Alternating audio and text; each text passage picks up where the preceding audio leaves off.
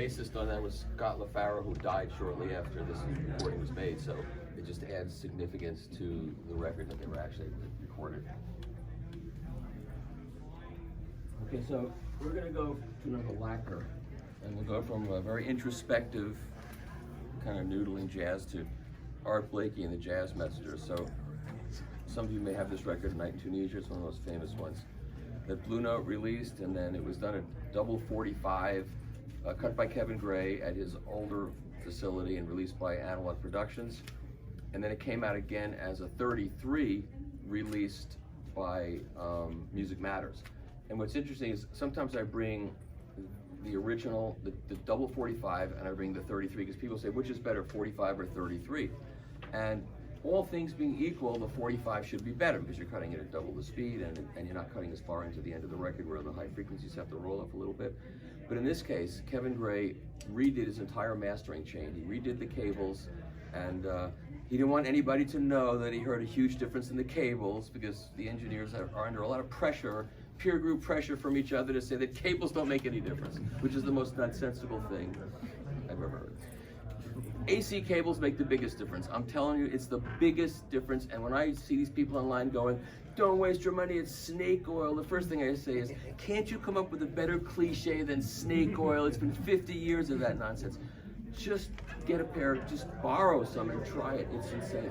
I use a certain, I'm not gonna mention the brand I use, but someone sent me another brand of very costly cables. I put them in, I'm reviewing some big amps. It literally ruined the sound of these amps. If I was using those cables to review these amps, I would have said they're sluggish, they're soft, they're diffuse, but I was hearing the cable and not the amps. I'm not paid to say that. I'm paid to just give you my opinion, and that's my opinion. Anyway, so Kevin changed out his cables and also had all new Class A electronics put into his mastering chain.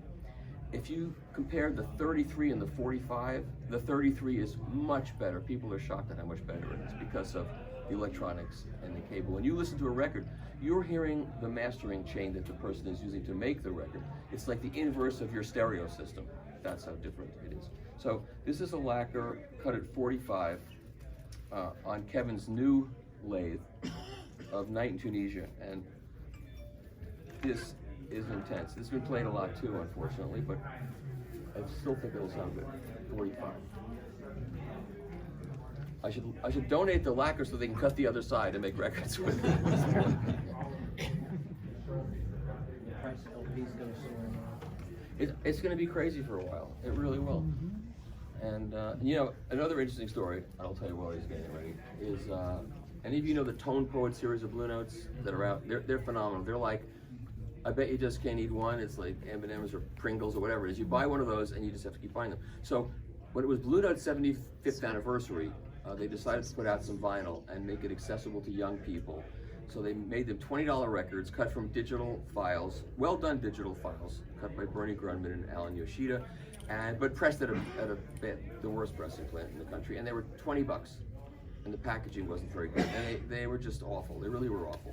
So, and then the president of Blue Note, Don Was, heard some of the Music Matters ones of the same titles and said, that's unbelievable. How come we can't do that? And Joe Harley, who does the Tone Poet series, says, you can do that. It's going to cost you a little more money. And you probably could sell the records for 30 bucks a piece, $10 more, and put a gatefold on it, put a tip-on jacket, give nice pictures on the inside from the session. You could do that.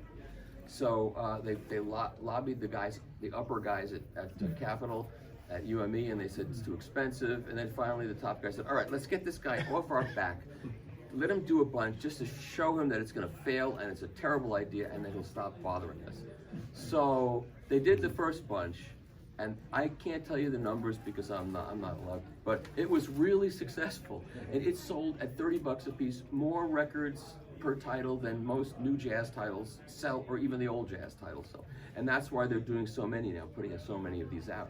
What's going to happen now with the lacquer shortage, I don't know. But if you charge 30 bucks, 10 more bucks, and give people really high quality, they buy it. They'll pay the extra money. I mean, all of you were here because you'll pay the extra money for a good stereo system. So same is true with the records.